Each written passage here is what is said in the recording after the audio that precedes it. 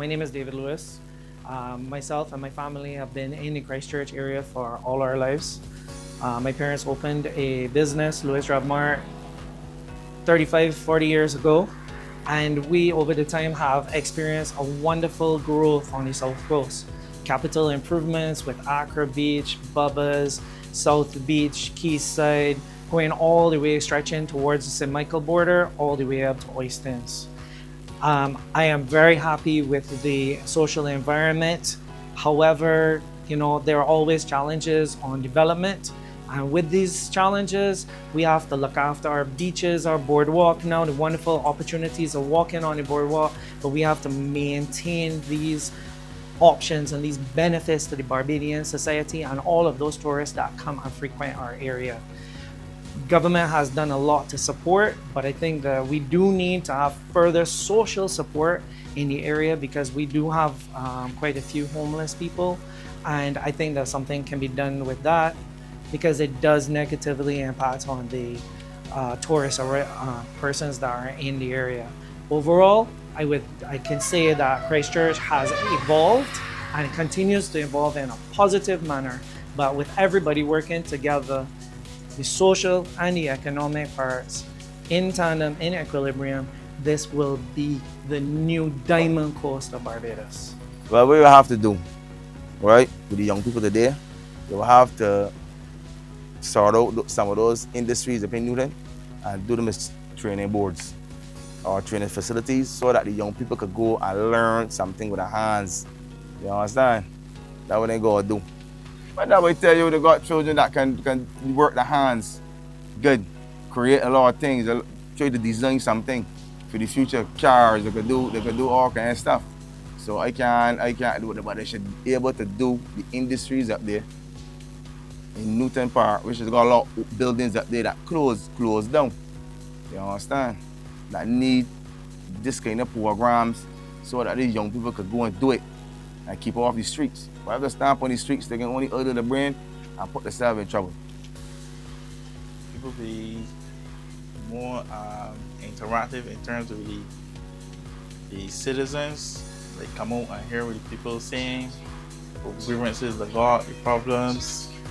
The town hall meetings would be a good idea, but as you know, I got a lot of older persons that we can't really get around. So it'd be beneficial for the people to come out and interact with them, like with small surveys. Oistins is a good location, which is a town. I just feel I should invest more into Oistins, making it more like modernized. Yeah, so for instance, you can run like a sea taxi service now from Oistins down from the coast straight down to town.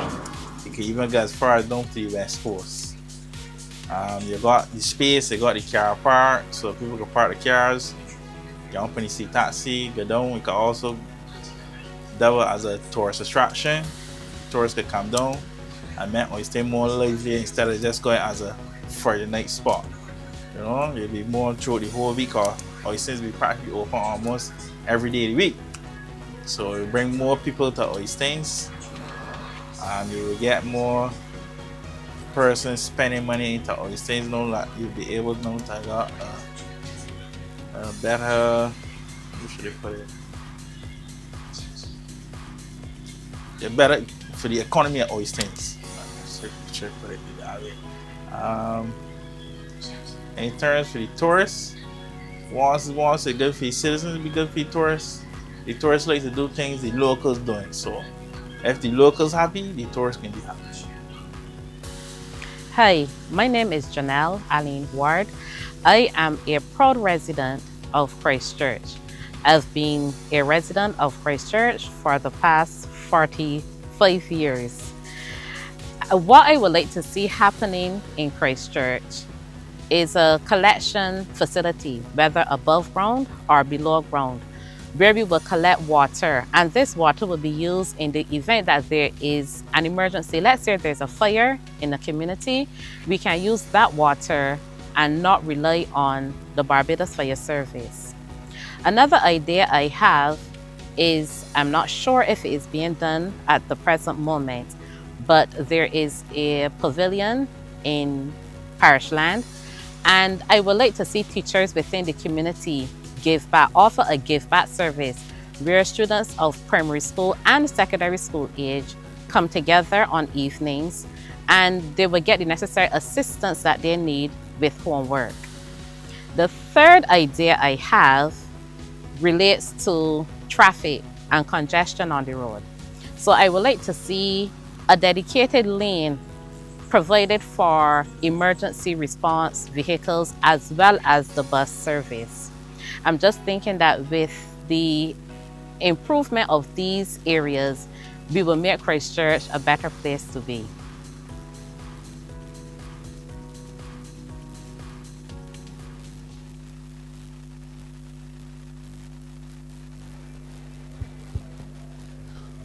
All right, good night, everyone. Welcome to the Christchurch Foundation School. Welcome to Ideas Forum, the Christchurch edition. Tonight, we are sharing the Christchurch venue with the parish regathering committee. There are a number of activities that are taking place. The school itself has organized a fundraising venture which is taking place on the playing field next door. So feel free to join them once we are done here, as well as the football matches that are on. So that's some of the noise you're hearing in the background, but not enough to drown us out. We've made the arrangement so that they don't drown us out. Hopefully some of their people will come over and some of you will want to go over afterward and mingle with the good folks, especially the young people of Christchurch. So again, welcome. My name is Roy Morris. I'm Director of Citizen Engagement and Media Relations in the Prime Minister's Office, and we're responsible for the organizing of these events. We have only one more left for the year, and that will be St. Michael, and that will take place next month. Now, your two hosts for tonight are ahead of me, Alex Downs, Prime Minister's Press Secretary, and Tahir Bulbulia, a young, dynamic social commentator who you will know from radio fame. The MPs for Christchurch are in the audience, so they are not the ones who sit at the head tables in these events. They associate with you, and they're the ones who will take notes and make reference as is necessary. But it is really your night, not theirs, to share with them. Housekeeping. If you are planning to make a presentation tonight and you've not yet done so, please go over to the desk at the rear of the room on my right. They will give you a number once you give them some basic information, and that number will determine the order in which you speak. Bathrooms, ladies, are on through the door here, down the ramp on the right. Males, through the door here, up the ramp on the left. They're not hard to find. Apart from that, I think we are ready to go. Just to let you know, Prime Minister is not yet here. I'm not sure if she is coming, but I'm sure of one thing, and that is that she is monitoring the feed that is going out. So she will make her notes, and if necessary, she will, if she's not here, she will pass to me or one of the others to add to the debate. But the Deputy Prime Minister will be here shortly, and she will fill in as is necessary. So with that, I will turn you over to the two hosts, and as necessary, the microphone will be yours. Okay, thank you so much, Roy, and once again, welcome to the Ideas Forum Christchurch edition. As Roy would have said, my name is Alex Downs. I'm the Prime Minister's Press Secretary. To my right is someone who's very familiar with the school. My name is Tahir Bulbulia, and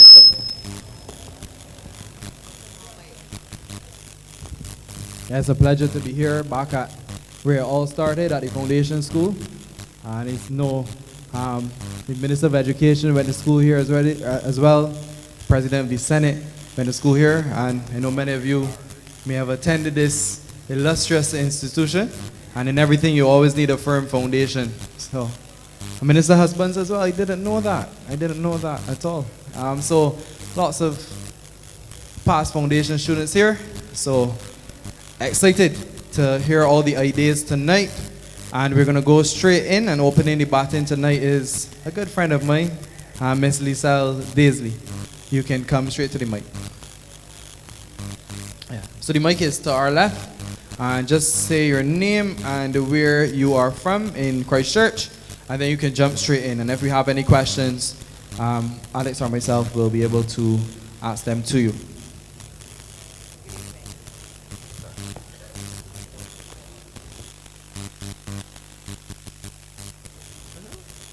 Good evening. My name is Lisel Daisley. I live in Christchurch South, and I'm actually on the organizing committee for Christchurch Regathering.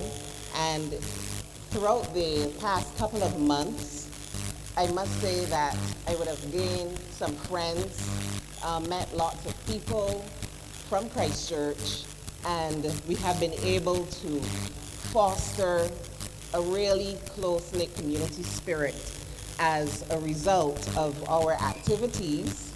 So I was thinking of ways that we can continue that community spirit throughout the coming years and not let it just end on the 31st of October.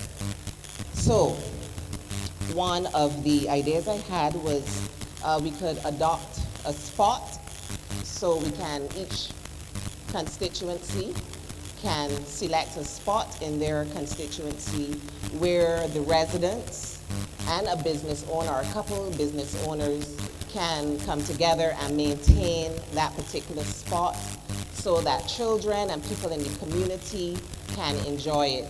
We can ensure that it is beautiful. We can ask for corporate support, maybe for swings and seesaws and that type of thing, so that, you know, there is longevity in the community spirit. I also thought about a community garden as well. I love gardening, and it would also contribute to food security. For example, there are seniors in our neighborhoods who, you know, don't always have access to healthy foods. It can also help single mothers who can't necessarily afford to buy vegetables for their household. And again, it would help to foster community spirit because the community would come together, plant, reap, you know, rake, rotivate, weed. It's a good way for people to come together and build friendships.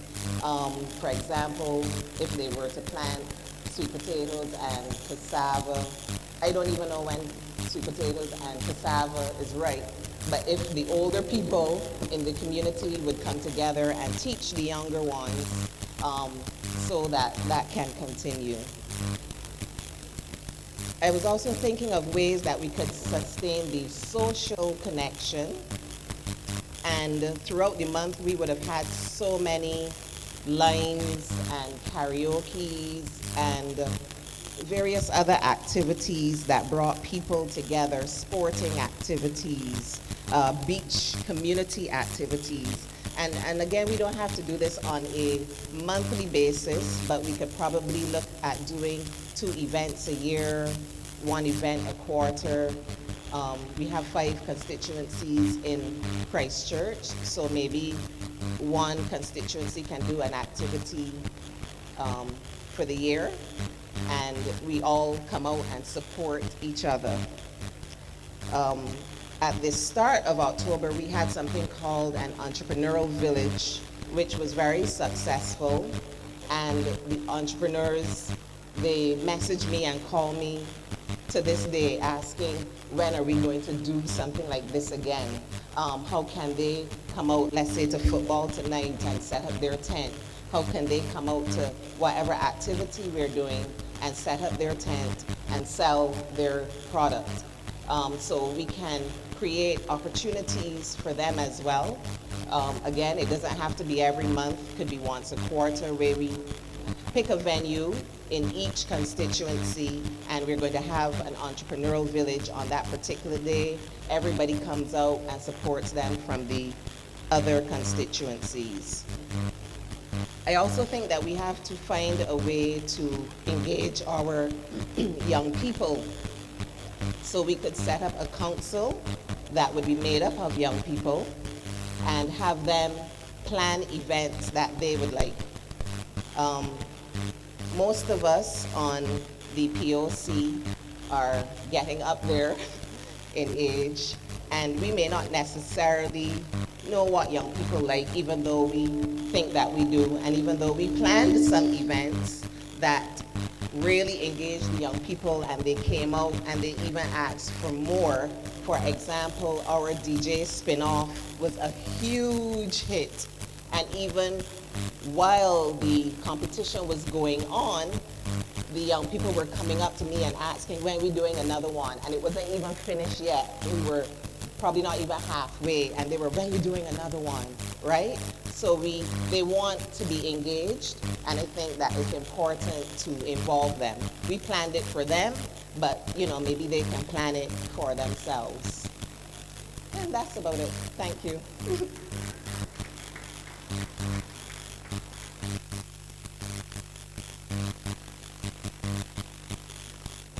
Thank you, Lisa. If you can just come back to the mic for one. We just have a few questions for you. They're very good ideas. In terms of the gardens, the community gardens, I think it's a very good idea. In St. James South, we did something very similar across the constituency. So perhaps for Alex's purposes, if you can just earmark a few, or at least there's 5 constituencies in Christchurch, perhaps 4 per constituency areas that you would think are good for these gardens. And it doesn't have to be tonight, but if you can also share that, so that then we will be able to know and then work to suit. But I know Alex has some questions around the entrepreneurship village, and I really loved the DJ competition the other night, so I really wish that can continue, providing a platform for those young DJs to share their talent in Oistins as well, in front of a big audience. So kudos to whoever was the brainchild behind that. I know the committee and yourself and everyone worked very hard behind that. Thanks, Tahir. And Lizelle, again, just want to congratulate you for the work you've done, obviously, in Christchurch. It's my home parish, so I've been to all the other parishes so far, so I must big up you on that. Great work. And the entrepreneurial village that you mentioned, we've had a number of people over the course of these ideas forum mention something similar. So talking about how we can have a space where small business owners can show off the trade and so on. And I see that you've had that. So I'm just trying to understand from your perspective, how did that work? How was it?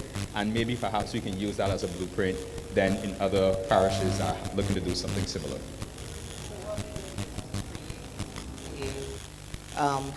A Google form that people can go online and register.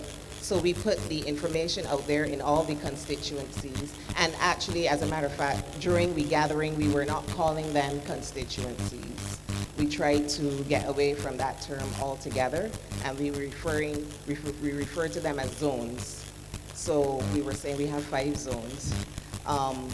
So we put the Google form out there. We got the information out to the various committees in each zone, and they would have reached out to various people in their zone who make natural soaps and handbags, and people wanted to even just sell popcorn.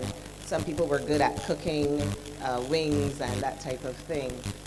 It was not only products that you can make by hand, but some people also wanted to sell food, which we encouraged. Information out there, and each zone office, not constituency office, would have gotten the information to their people, and they would have applied online. We identified Oistins because it is central and it already has an audience. Tons of people pass through Oistins. And one thing I noticed in the evening when it was coming to a close, that lots of tourists came out as well. So that was good for the entrepreneurs to interact with the tourists. We gave everybody a spot, we marked it out, and they came the next day, they set up, and they stayed all day. It was from 10 a.m. to 7 p.m. We had music playing. That way, too, it would encourage people to come because they, heard the music and it draw them to see, what's going on. But like I said, from that activity, every time we had another event, people would call or message and say, well, can I come and set up my tent and sell?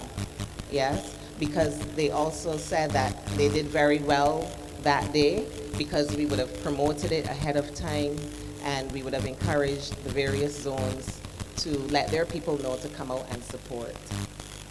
And obviously the media coverage also helped. Thank you so much, Lizelle.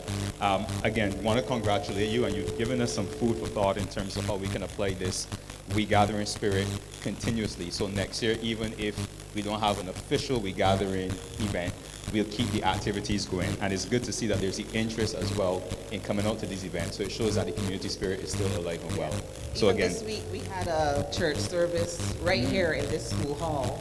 And again, even before, sorry, not a church service, a gospel concert.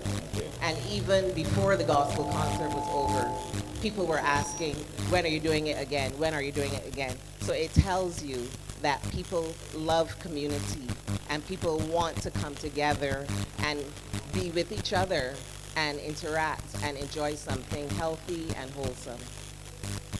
Thank you. thank you again, Lizelle. I believe, Minister Abrams, you have something you just wanted to add as well?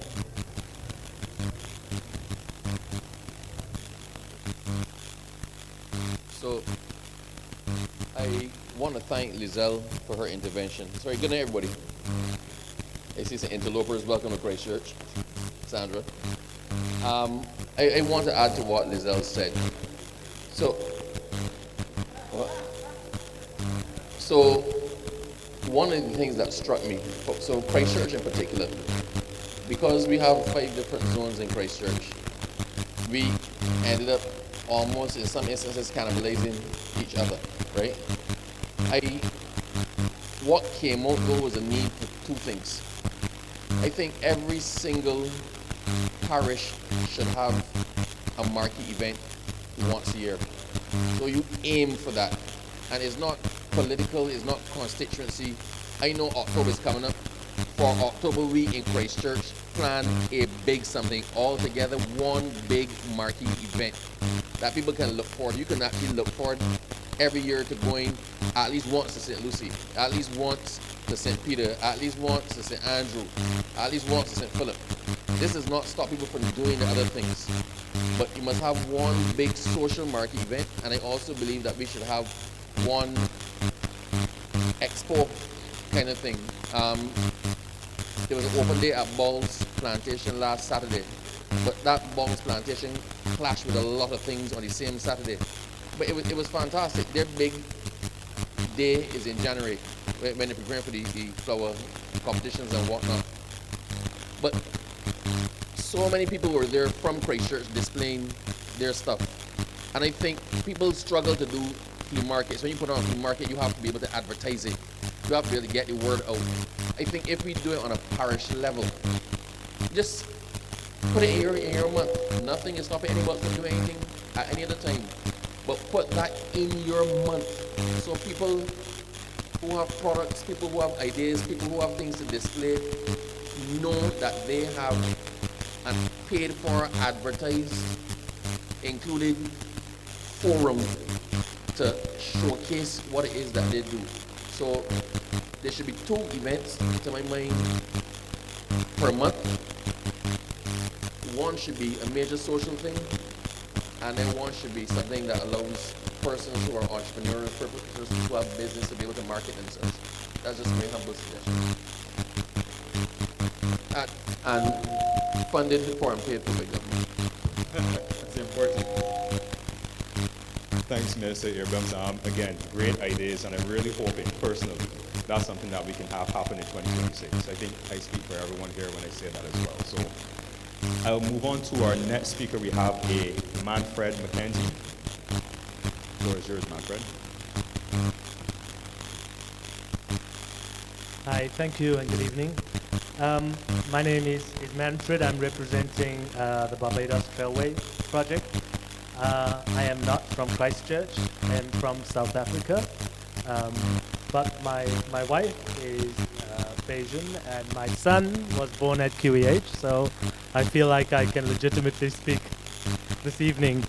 The Trailway project matters to Christchurch because the nursery for the trailway, where all the trees for the trailway come from, is based in Dover, in Christchurch.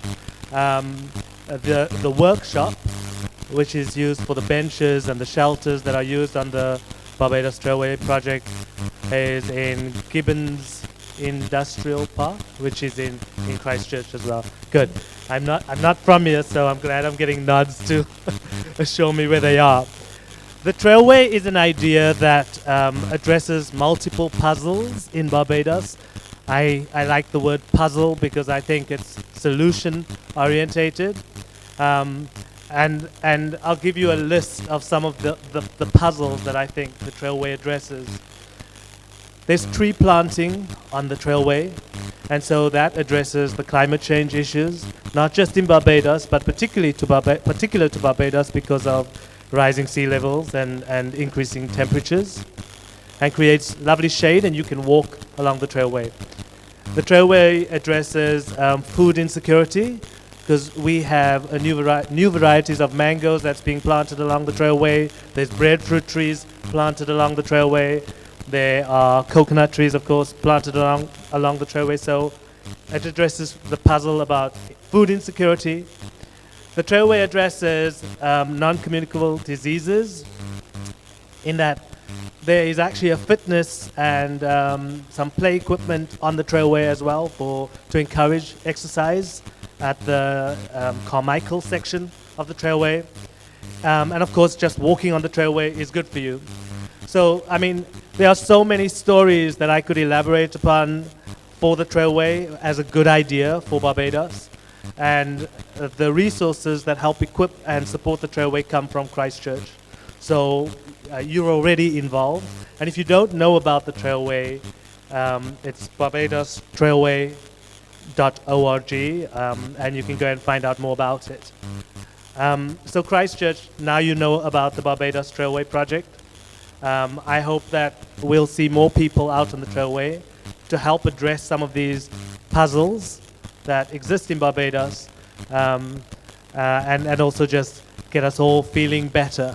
Trailway also addresses mental health because it's a beautiful space. It cuts across plantations and parishes, and so it's a great opportunity to celebrate the heritage of Barbados as well. If you have any questions, I'll be at the back, but otherwise, Trailway, barbadostrailway.org. Thank you. What's his name? Manfred is the name? How does the Barbados Trailway project sustain itself? How does it function, or is it funded?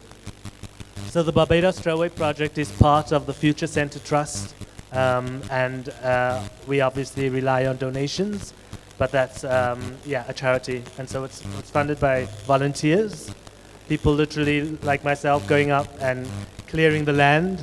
And it's not my day job, but we all get stuck in. And the tree planting is supported by corporates and various sponsors and community groups that get involved and come and do the tree planting. It's a great corporate activity, but it's also really a meaningful way of giving back, not just to Barbados, to the planet. Thank you so very much for your input tonight. We're going to move straight ahead to Grantley Seeley. Grantley Seeley, you have the floor.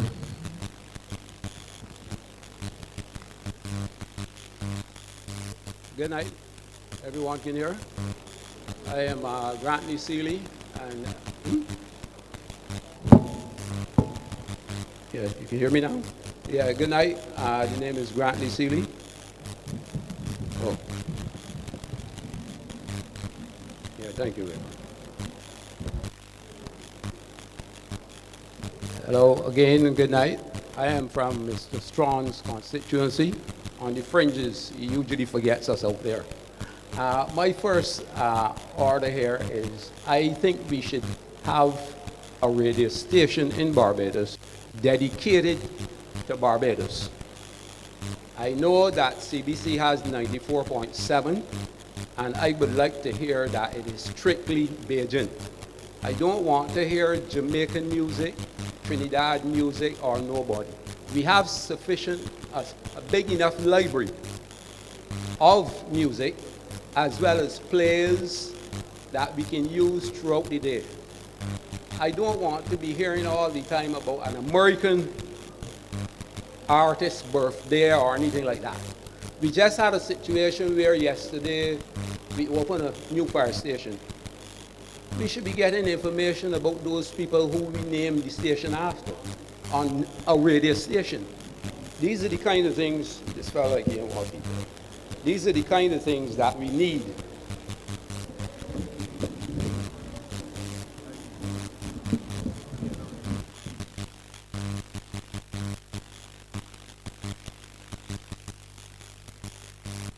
Yeah, these are the kind of things that we need in Barbados to uplift everyone. And I can be able to tell someone overseas, just tune in here, you will hear Bajan. We want to hear the dialect. We want to hear everything about Barbados. We don't want to hear about anybody else. Because I know that we've gone ahead with this project for regional unity. I have no problem with it. But when you get here, we want to hear a Bajan voice. We want to hear stories about Barbados. We want to hear who this body was. You can't name all of these buildings and don't have any identity, or the youngsters don't know what is going on with us. It's true that I am on the other side of the fence now, but I would like something like that done. It hurts me every day that I turn on 94.7, which I thought was set up to be Barbadian, and I can hear all of this Jamaican music and Trinidad music. So I am pleading with the authorities to make this station strictly Bajan. We know we have a lot of influx of visitors now and people who will be taking up residence here. And we don't want to lose what little we have. I am finished, but you go ahead, repeat that. I just want to ask you about your first point that you raised. So having a Bajan station, not just Bajan music, but you're talking about Bajan information, history, everything, culture, and so on. So obviously you're suggesting that that's coming from a place, obviously, of loving our country. But in your opinion, do you find that that's something that's lacking, the knowledge of, you know, what is Barbadian? Yeah. So you see it where? Do you see that in young people? Do you see it? Yeah, in Bajans. In Bajans. If you could elaborate. No. I do a lot of walking all over the country. And I take a lot of pictures, and we share in a group chat. And when I show people, they don't know what they're talking about. They always figure it's something overseas. And I've been getting this about the last 4 or 5 years. And talking to people, you always get the same thing, but this ain't about here. And it's that there that I feel that we're losing. And we got to do something about it. Okay, continue. Okay, I am finished with the radio. My next item is that recently I heard the Minister of Tourism says that we got to make sure the Barbados brand is protected in relation to the DMB. I would like also to say that the Barbados brand has to be protected with the way we are keeping our surroundings. And nobody is paying any money to it. I do not want to just hear the police say, see something, say something. I want to hear do something. And this relates from the President of Barbados, even the President of the Senate, down to the lowest person. See something, do something. This is what we want. I cannot understand how we can have a situation where we got a Ministry of Agriculture, and just down the road, you can see all these decaying coconut shells coming all up the highway to the airport. It is ridiculous. It is downright ridiculous, and we are doing nothing about it. Every year, we just talk. And it is really shameful and disrespectful. You know, we keep on talking about Brown Barbados, but we don't feel that this has nothing to do with Brown Barbados. I feel there should be a dedicated cleaning service between Oistins and Bridgetown and Spikestown, because that is the most traverse area for locals and visitors. As I said, I do a lot of walking, and when you walk, I know the politicians might not do any walking now. When the election call, that is when we will see them walk. And that is when they will know that the road is dirty and the cracks are there. And it is shameful when you go on these roads and see the condition of them. And I do not see it should cost any additional expense to have dedicated people to do this work. It is really disgraceful. And as I said, from the top to bottom should do something. And I'm going to give you an example. Funny examples. Coming out of the roundabout by the Polytechnic, going down the hill. That road was done now for about 3-4 months. You know they can't put in markings yet. Go to the hospital. I can give you the other one.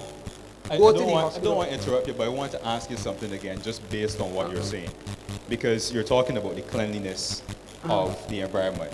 So residential, commercial, so on. I'm not sure if you would have been watching. There was an ideas forum we actually had a couple months ago. And there was a young girl a student, I think she was St. George, very young, but she had a similar concern. And her suggestion was that at least, I believe it was once a month, we have a national cleanup day. So not just you're saying government, you do X or Y, but also everyone understanding that is your responsibility as well. So every corner. So I'm not saying it's the same idea you have, but I'm just saying that you're also echoing sentiments that have been shared before. So that was just a solution that was put forward where everyone takes into consideration. We all have a role to play in keeping Barbados clean. So it's not just a government or a private sector initiative. The other example I'm going to give you, which goes back to what I said, see something, do something. Every day we have thousands of people visiting the Queen Elizabeth Hospital. Do you know at the exit coming out from the hospital, everybody that went through the front door that used a vehicle has to come through there. The staff, everybody. You know there's an abandoned vehicle right there and nobody's doing anything? And that's the Queen Elizabeth Hospital, you know. So when you see things like this, it is really hurtful. I have a picture of the van. It's just abandoned there in the corner, and nobody does anything. All we seem to be in this country are members of NATO. We're the smallest country that are members of NATO. And we are standing for the North Atlantic Treaty Organization. No action, talk only. So, again, don't want to interrupt you, but I'm going to have to. Because I understand the points you're making, sir. But at the same time, to suggest that there's no cleaning up or so on, there's not perfection as present. We agree with that. We agree.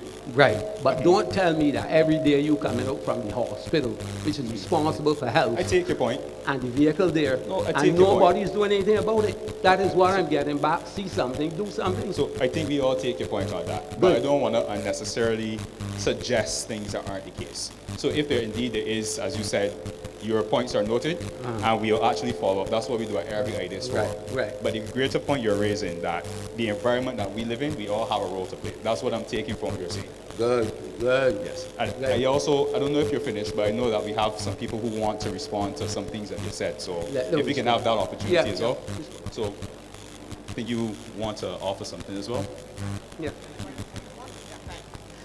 Good evening, everybody. I just wanted to respond to Grantley's first indication in relation to more Barbadian content on the radio. So about 2 months ago, the National Library Service launched what is called Radio Bimshire. Radio Bimshire is a radio program that does, Grantley, exactly what it is that you're talking about. It carries oral history about Barbados. It gives information on a number of the traditional ways of life, stories about washerwomen and how we used to have the wash days, and it gives all Barbadian content. Now, I think that we have to do better in the Division of Culture to advertise and publicize that. But I do want to say to you that it is ironic that Radio Bimshire perhaps has gotten more attention overseas. We have people from India, from Russia, etc., who are tuning into Radio Bimshire to hear the content about Barbados more so than Barbadians are. And that is something, yes, that we need to be able to raise the consciousness about. Additionally, coming out of Carifesta, one of the things that struck us, when I say us, the Division of Culture, was we noted that we had lots of content coming out from all of the various, whether it was conversations that we had, discussions, plays, etc. And two things have emerged. So one, we are in discussion, so let me say discussion about the possibility of actually having a dedicated television channel, a dedicated culture television channel that will allow us to be able to air some of that content so that it lives on beyond Carifesta, and allows us then to be able to keep the sharing going on. And also as well, the University of the West Indies has also approached us to look and see how, coming out of the symposia and the conversations, that we can actually transcribe some of those and then also as well begin to further disseminate. So Grantley, just to say to you that we are consciously thinking about how we ensure that Barbadians understand more about their culture, how to use new ways of getting that information out as well. Next year, for the Season of Emancipation, we will actually be launching an app, again, that will encourage everyone to know more about the Season of Emancipation and why we are doing it. So we're consciously thinking about it, Granny. Thank you. Senator, just before you go, where can persons find this radio BIM share? Well, right now we're trying to put it in the App Store. We haven't done that yet. But if you actually just go online and put in Radio Bimshire, it actually comes up on an independent app. But within the next couple of months, hopefully by the end of the year, it would actually be in one of the app stores that you can get on your phone. But you know that I don't think you can get it on your radio. On your radio. You can't get it on your radio. Sorry. So Grantley, I hear you, I take your point, and I identify entirely with your point. As the person responsible for information, so radio station licenses fall under me, every single independent, we try our best to get the stations to play a certain percentage of Bajan music and Bajan content. In the week up to independence, coming to independence, we try to get them to go 75-80%. The only body that does it are the government stations, because they cannot get the sponsorship to get it done. So you feel that way, I feel that way. Unfortunately, the persons who have the money to float and to provide the backative for the stations don't feel the same way. It is a challenge every single year. Look out for it, this independence. We are pushing. You're going to realize that, quite frankly, the only people that follow that ethos and push that agenda are actually government stations. So anything you're suggesting here now with 100% Bajan content is going to have to be government alone. I know that. All right. I don't expect it to come from the private sector. But what I'm asking is that at the moment, you can't get it on the radio, on your car radio. You can't get Radio Bimshire, and this is the problem, right? Because you should be able to just turn and get it. I know about the station and everything, you see, but you can't get it in the radio. And this is my problem. So Grantley, I really commend you for your points tonight, and I certainly support the need perhaps for that Radio Bimshire even going on the radio. But the fact is also too, as Minister said, it comes with a lot of money.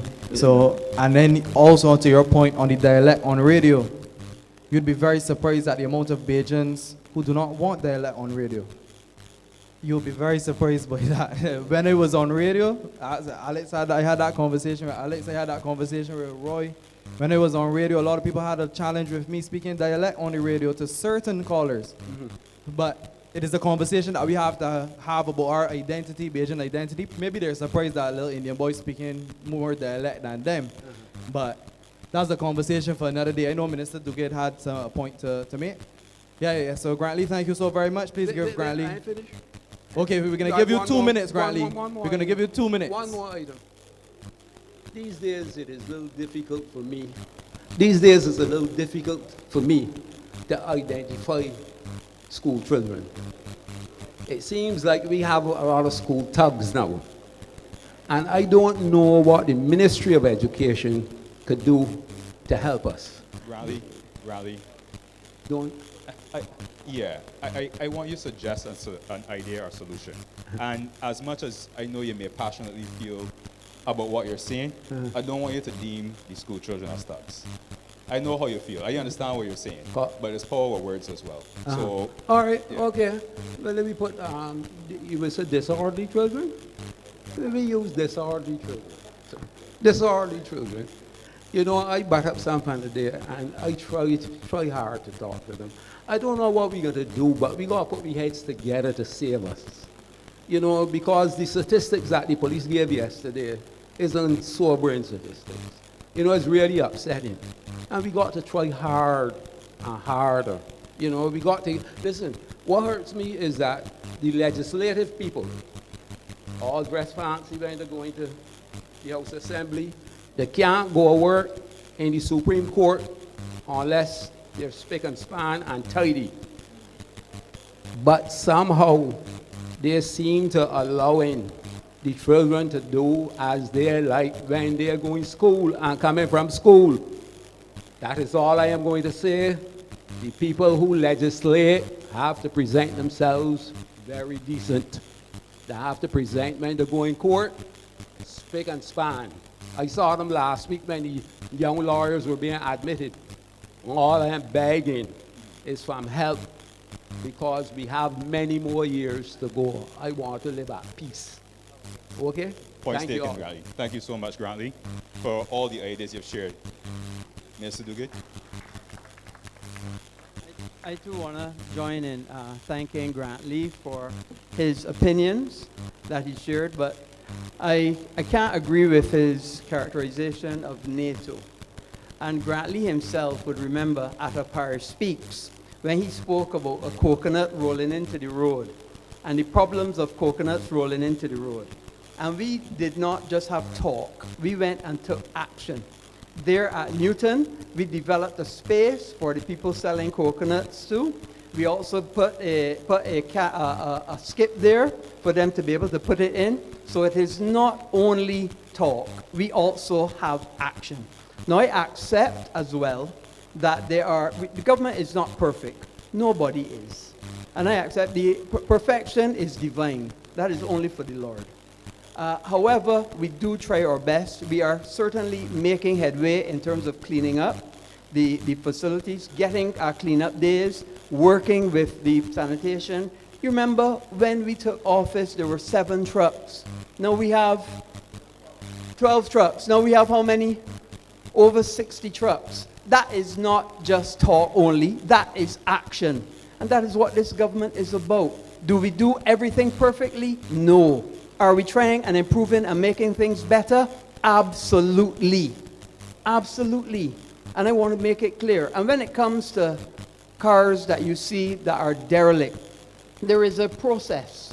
You cannot just go and take up somebody's car because it is their property.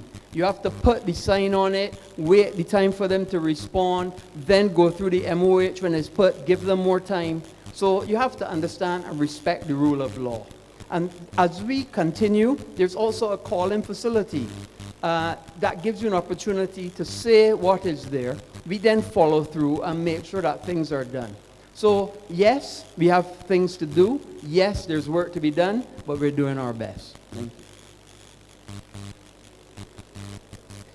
Thank you so much, Senior Minister. We're going to go to the next speaker we have, and Abraham Searles.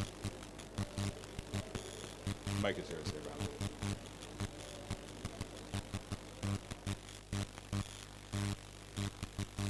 Thank you very much. Good night to the Christchurch folks and those beyond our borders. My name is Abraham Searles. Yeah. I'm a short guy, yeah. My name is Abraham Searles, and I live in Bonesland, Christchurch. And I traverse this parish of Christchurch that I call home. You might hear from my accent that I wasn't born here, but over the years, I have acquired a taste for everything Barbadian. And I'm very happy to call this place home. I won't have it any other way. But as I traverse Christchurch, and particularly the Coast Road, that Enterprise Coast Road, I have a concern. And the thing is, that this administration is an administration that cares about people. And as I traverse the coast road, and you would know Atlantic Shore is a middle class area. But we have a lot of people who work in that area as caretakers, construction workers, domestic, and we do not have a public service transport out there. And what that means is that people that work out there have to get off in Keyser Hill and traverse for a mile, or they might get off in Enterprise Main Road, by Ernie Blackman's shop, and then that's another mile they have to go to work. Now that is not fair. I recognize that as a problem, but I ain't only coming with a problem, I come with a solution. I like that. And the solution is that we can have during the peak hours for those workers, maybe from 6 to 9 in the morning, maybe 2 services going through there, and an afternoon, the same thing, so that they can get up to their work and get back. So that is something I would like we to look at. That's one. The other one I'm concerned about is the environment. Listen, we have to be kind to Mother Nature. It has been kind to us through the years. We have to pay more attention to our surroundings. And I believe the time has come for us to do the recycling and the sortation. And the reason for that is that our Prime Minister is a champion when it comes to climate change and the environment. And I believe she is not only doing this for herself, but she's doing this for the whole world. We have got to leave this planet a better place than we found it. We have to take care of Mother Earth. If we fail to do that, there can be repercussions. And we are doing this for not ourselves only, but for generations to come. So I pray that we would look at those things and see if we can address them. Thank you.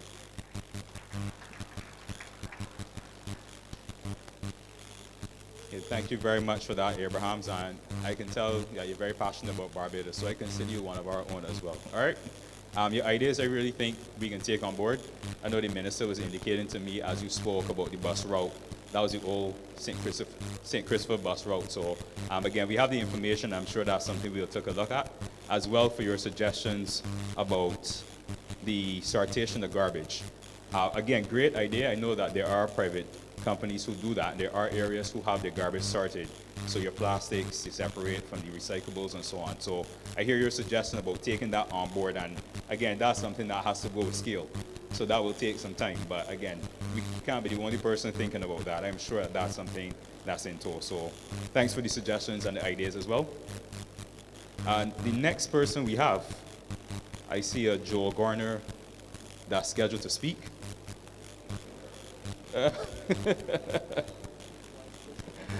I believe you need no introduction, sir.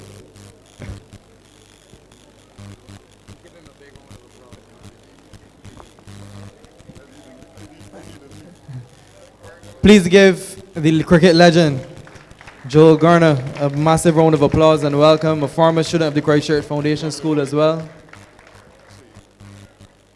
Good evening. Good evening, peoples. I'm only going to make 2 little small contributions. I hope it is not controversial. I would like to suggest to the Ministry of Transport and the Police Service to revisit the traffic laws. We are having a lot of problems on the roads with the ZRs and the minibuses and everybody. And I think that what we have to look at is to allocate 1 court for traffic and have fixed fines and disqualifications.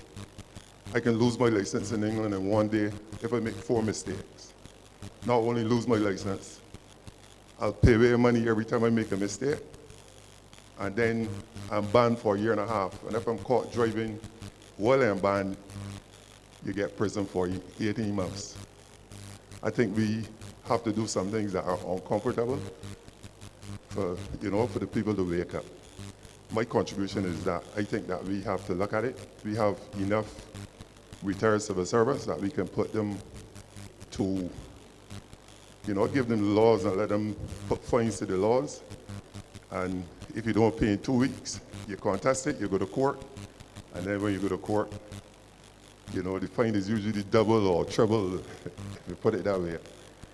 And I think that it will bring a little bit of order to what is happening on the roads. The other thing I'm going to try to talk about, and it pains me because it's cricket, I'm holding all legs. And it being modest when I say holding all legs. But we have lost 3 or 4 of our major sponsors. If you come up Wildy Road, Barclays, West Indies cricket sponsor, ground is now into football. Banks, West Indies cricket sponsor again, Barbados cricket sponsor, football again. BT, sponsored West Indies cricket, football. I think that we have to, and I don't know, I think I've seen the Minister of Sport. Sorry, but I'm gonna have to ask you to try to see how the Ministry of Sport and Education can get back together where, the two of them can plan and sell cricket to the youngsters. We're making a lot of noise about football, but we've had 350 test players so far playing cricket for the West Indies.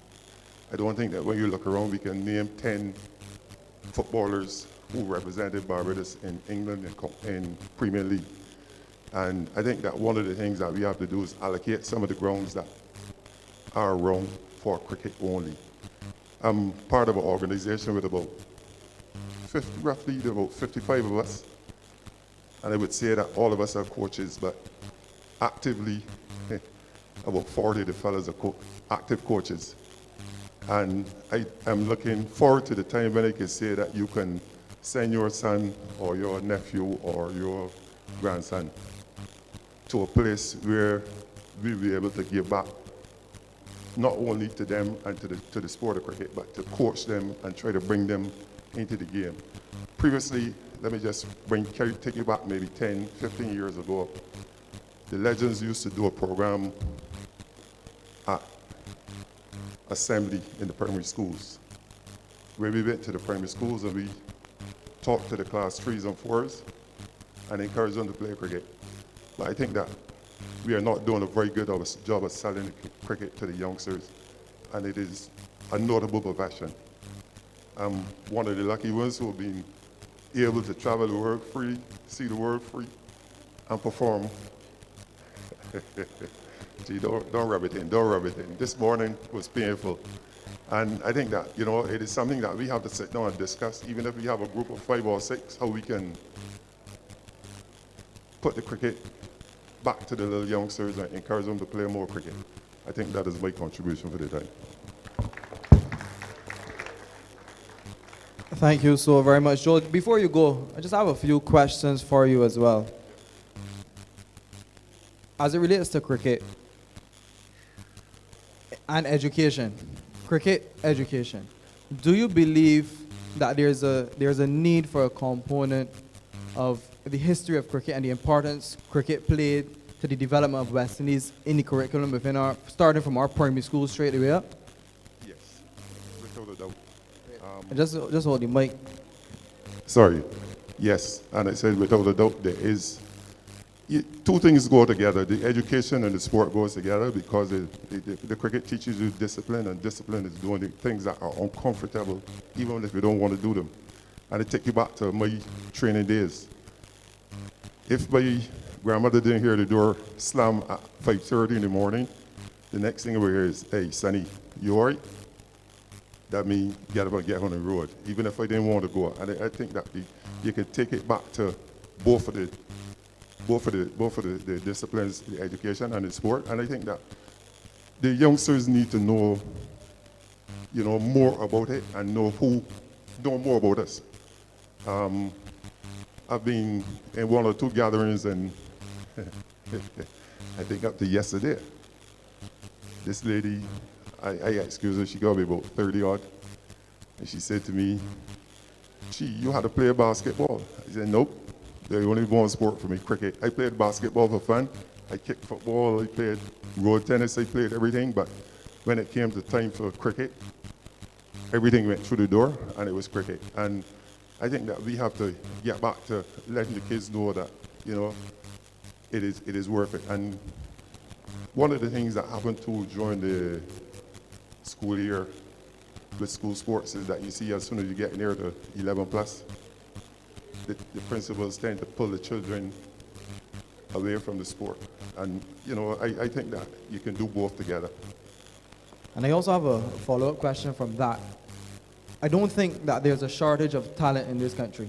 But beyond the education curriculum, from your perspective, how do we equip the coaches who coach in our communities, our clubs, even beyond the schools, to, I don't want to say be aware of what you're speaking about, but go deeper to pass it on and understand the importance of passing on this knowledge to the persons that they are coaching? How do we build that sense of importance amongst these coaches? I think you have to do it like how you do with the teachers.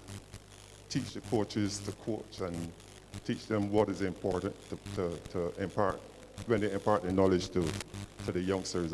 You know, you just don't take it for granted that because you're a cricket coach, that you're a good teacher, or, you know, vice versa. So I think that it is easy. When they say it's easy, teach the coaches to teach and give them the information to impart when they go wrong to the other kids. Thank you so very much for that. And that is, I think that is very, very critical. So thank you so very much for sharing that. And I think it goes back to where we're at and about identity. I think we as a Caribbean people, Alex, I don't know your thoughts about this, but we as a Caribbean people need to truly understand the impact of the West Indies cricket team through the 50s, the 60s, the 70s, not just on the cricketing world, but on the colonial movement as well. And I think if our players were to truly understand this, they would have a much deeper meaning when they play cricket for West Indies and passion for West Indies. But that's a whole different conversation. That crosses not just sports or cricket, but that's education, culture, everything basically, health, as you talked about, discipline and all of that. So it's a conversation that we can have from now to the cows come home. But we don't expect anything different from Foundation Products. So thank you so very much, sir. And next up we have Miss Althea Wiggins, who is going to come and give her piece. Please give her a round of applause. Good night to everyone. I've been a proud member of Christchurch South for the last 43 years, so Christchurch South to the world.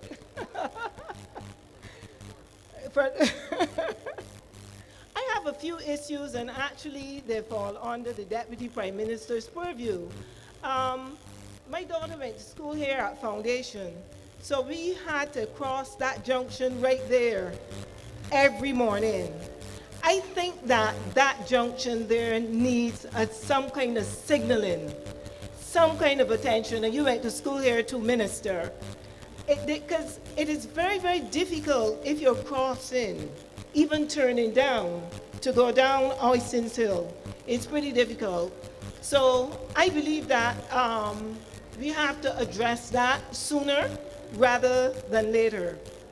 My other issue, as again, probably come under you again, right here by Christchurch Parish Church, I believe, Mr. President, you would know where Sir Harold St. John is buried, right there in the corner.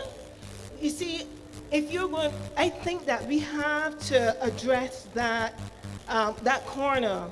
Up to tonight, when it was coming here, I had difficulty because a truck, a big bus was coming, and it's really difficult in that corner.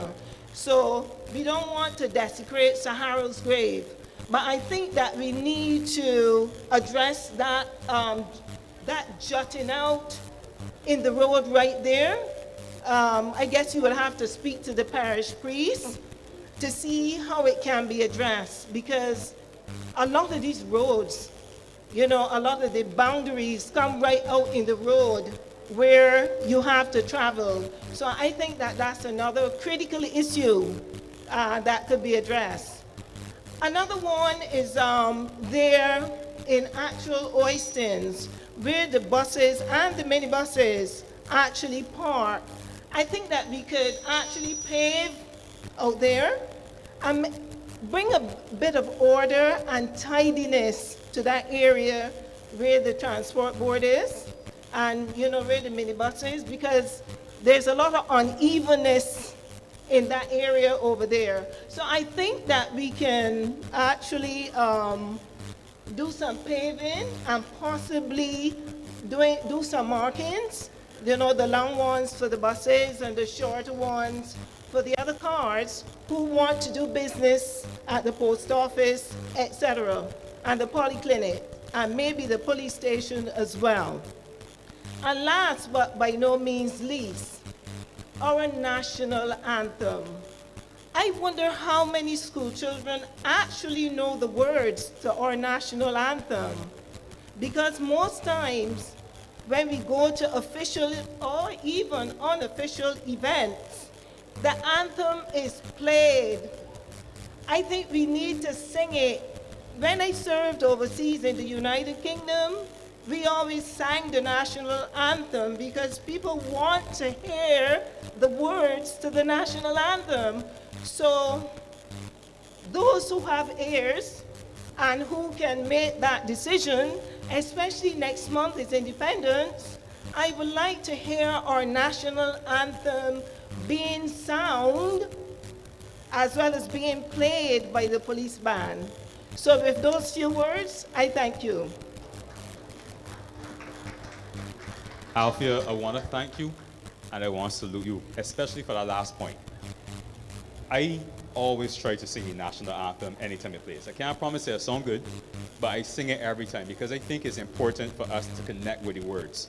Hearing it is one thing, and you might even sing it in your head, but when you actually speak those words and you start to take in those words. For example, a song might be playing. We've got music playing now. I'm sure many people might hear a song and they start tapping the foot and singing the lyric. It sticks in your mind. And I feel as though we need to start that culture of singing the national anthem proudly. You do it when you go overseas because you want to show your Beijing. You could do it at home too. That's just how I feel personally. So I salute you on that, and I would love for that to be something that we take on board out here. So I don't want to take too long because you've raised some really good points, but again, that's food for thought, which I think we've all taken in. And so with that being said, I'd like to move to the next speaker we have here, Mr. Ernest King. The floor is yours, Mr. King.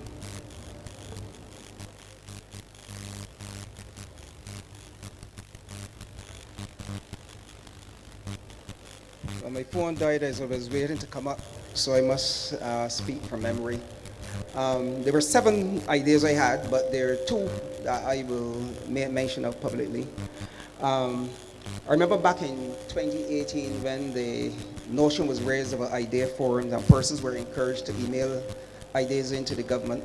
I suggested back then that in order to deal with the legal gridlock that we were experiencing as a nation that had really seriously undermined the system, I suggested then, and I will suggest it now again, that Barbados turn to 4 of the oldest members of the CARICOM, right? Mental block, the Commonwealth, namely the UK, Canada, Australia, and New Zealand, and ask each of those countries to grant Barbados the use of a legal team, which would include a judge, a stenographer, a clerk of the court, and these persons then would then come in with the experience from their mature communities and see if they could advance the whole process of the legal gridlock we have.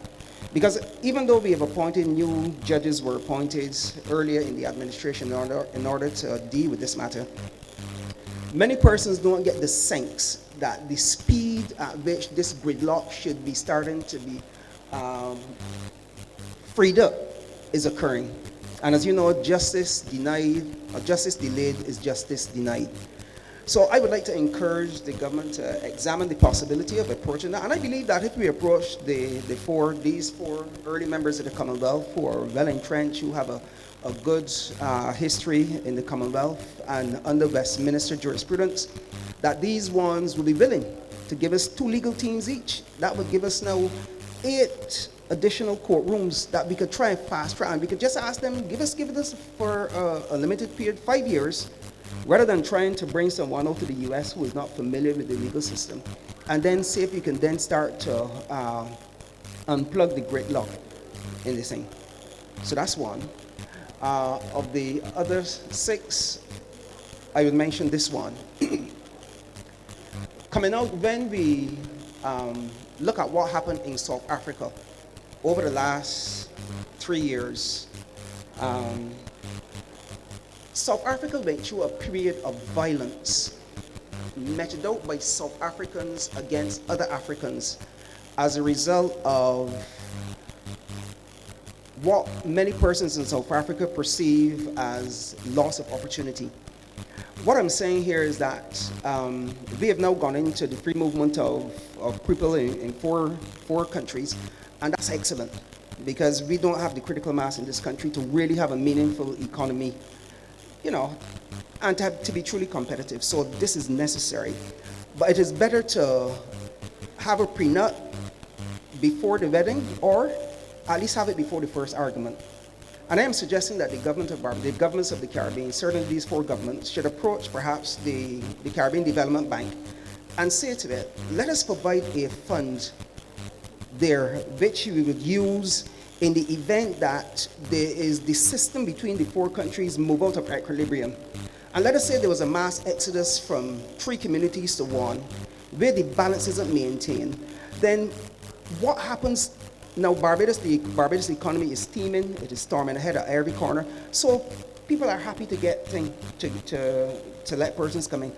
But if an economic downturn occurs, people can often, driven by ignorance or by personal needs or by other vicious perceptions, seek to incite the population that these persons come and take away jobs. When things are good, it is not a problem.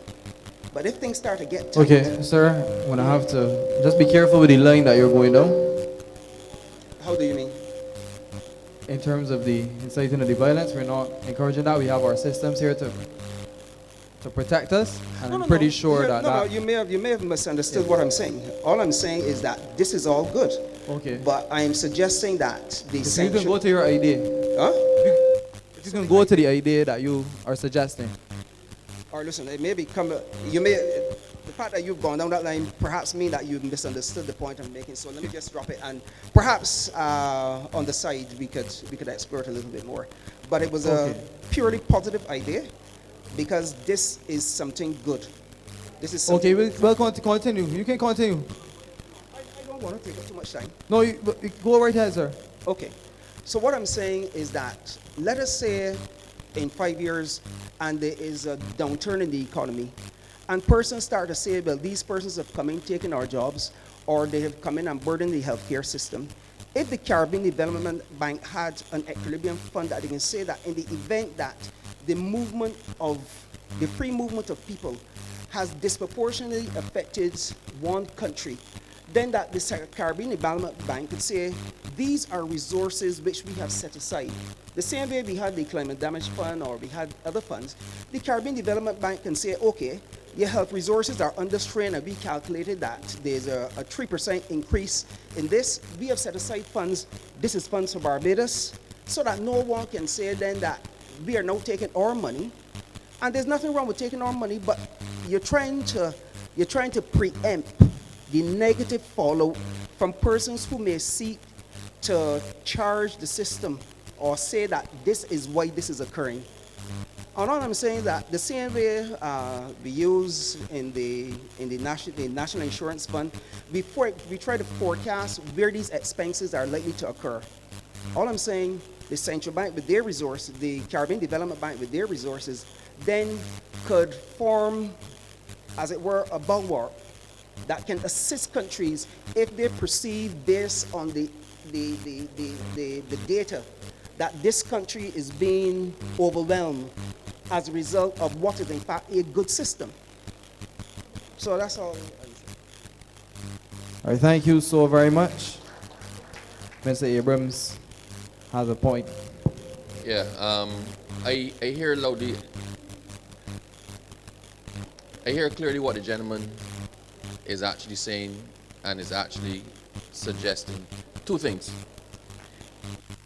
To your first point, if we thought that more teams were necessary to bring down the backlog, we don't even need to go as far as the other Commonwealth countries. We have more than enough competent lawyers, jurists in Barbados, or if we extend it to the rest of the Caribbean, to completely put that in place.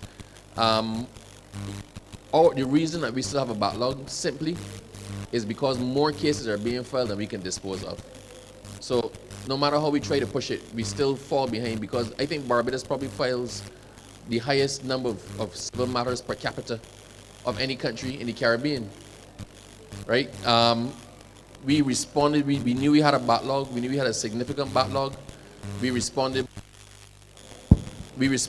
by adding a record number of judges. I think there are now 18 judges in Barbados with a certain amount dedicated to criminal law, right? So we have put the same resources, we followed your idea, right? And that's why we have the increased courtrooms, the increased judges, the whatever. But in a lot of countries in the Caribbean, if a man hit you, you don't necessarily carry in court for it. And I don't mean just a criminal case, but you're not necessarily suing him for the fact that he slapped you.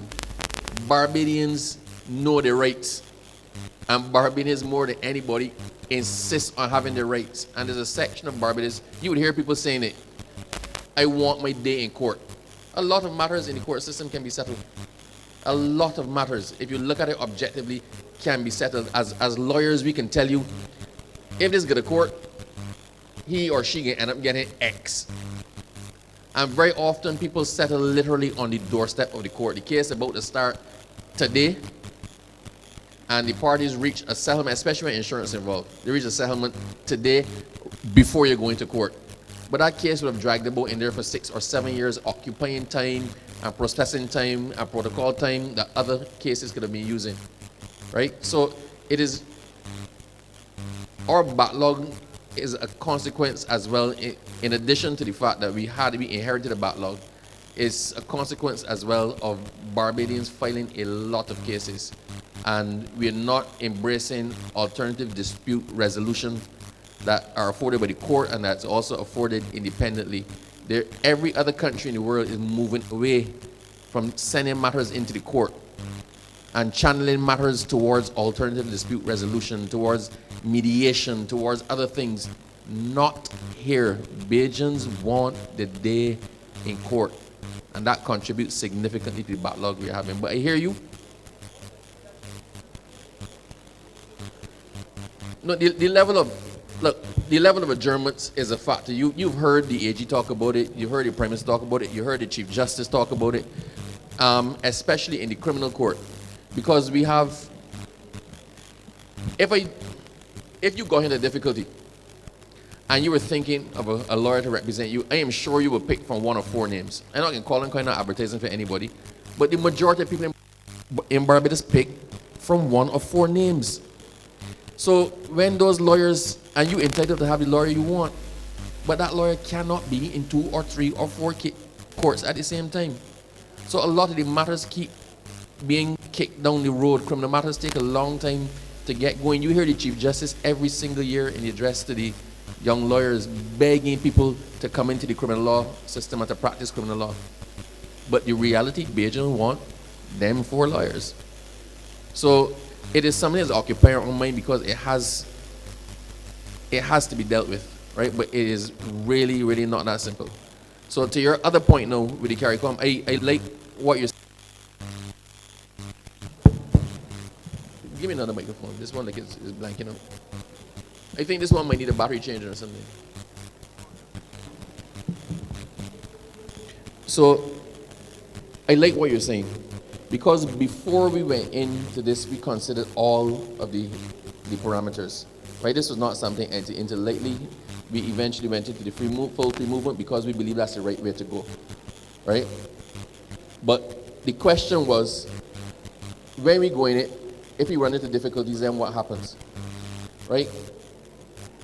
In the charter, in relation to the full free movement is also contingent on something else, the ability of the country to sustain it.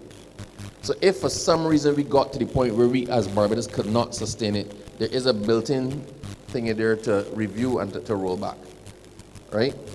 We don't expect that's going to happen. If we have a downturn in our economy, the downturn in our economy is not going to be as a result of the fact that we have increased persons. Actually, increased persons contribute to the tax base. There's the tax man over there, Ryan.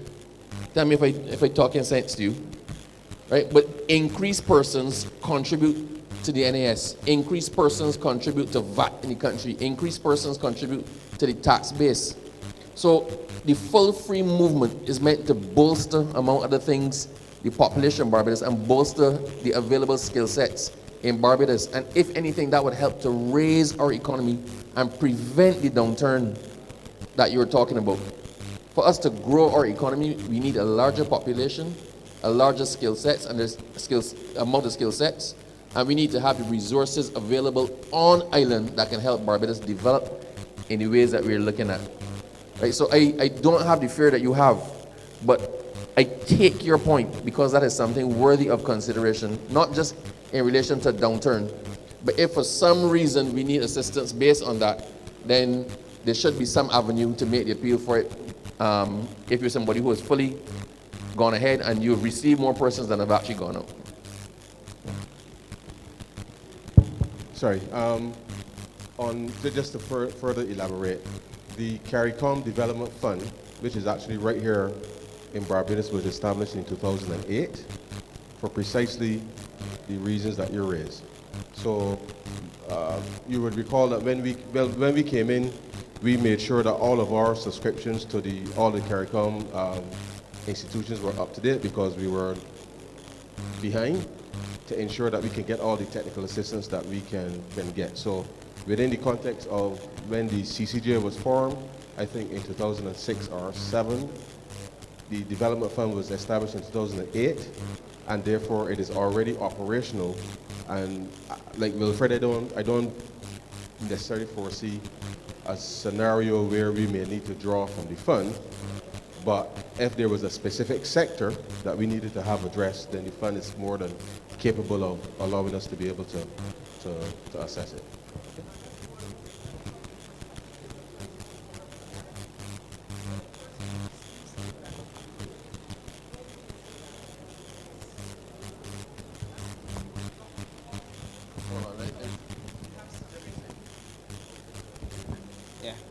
So that's precisely the point, because perception is greater than reality. And if you have mischievous persons, and the reason why I bring this up, because in South Africa, you had, when the economy was ruining, after the economic downturn that occurred in 2021 and 2022, the Zulus turned and persecuted other Africans, not the white persons who were there before, but other persons who had come in from Zimbabwe. They then, a merciless, there's a YouTube video that speaks to it. So that's why I made the point that a prenup is only useful if you try to enter it before you have your first argument. So once we prepare for it, then you immediately start to disarm those who may seek to undermine what is, to all intents and purposes, something that is positive all the way through. I think we could take the point, right? So we have a very clear sense as to the growth trajectory for the economy. We have been expanding the opportunities for Barbadians to participate in not just getting the training, but to match them with the opportunities that are coming down the pipeline. Just a few weeks ago, we launched the Jobs Register, which is intended to do exactly that, so that in the planning for the future that not just Barbadians, but those who wish to come here and live will know that this is the flight plan for how we see Barbados transforming over the next few years. And therefore, we welcome people with skills. We welcome people to upskill, add more skills than they currently have, because as things change, we have to make sure that the population, so irrespective of whether it's free movement or not, things are changing. And what Sandra is doing with her ministry is to ensure that Barbadians and those who live here will have access to the training such that we can follow the flight path with respect to the change in the environment. And I think if we stay ahead of the change as best we can, then that is what is going to allow us to be able to continue to deliver for our people. Yeah? Thank you. Thank you so very much, and we're going to move on to to Kelsey Marshall. Come on.